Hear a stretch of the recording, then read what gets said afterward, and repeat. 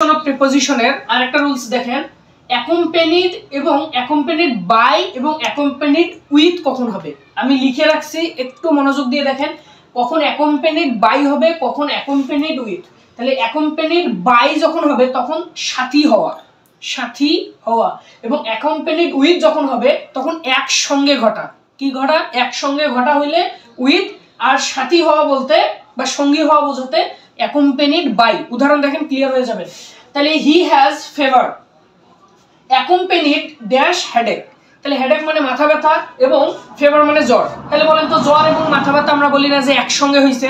যদি এরকম জ্বর এবং মাথা ব্যথা একসঙ্গে হয় তাহলে একসঙ্গে ঘটা বোঝাতে কি বসে? উইথ বসে। তাহলে এখানে he has fever accompanied with headache. তাহলে দেখেন তো মাথা ব্যথার সঙ্গে কি হয়েছে? জ্বর হয়েছে, একসঙ্গে ঘটছে। পরেরটা দেখেন, হি ওয়াজ অ্যাকম্পেনিড হিজ সিস্টার। তাই সে তার সিস্টার মানে কি? বোন। সে তার বোনের সঙ্গী হয়েছে, তাহলে সঙ্গী হওয়া বোঝাইছে, এখানে একসঙ্গে কিছু ঘটে নাই এই জন্য। তাহলে হি ওয়াজ অ্যাকম্পেনিড বাই, তাহলে সঙ্গী হওয়া বা সাথী হওয়া যদি বোঝায় তাহলে অ্যাকম্পেনিড বাই।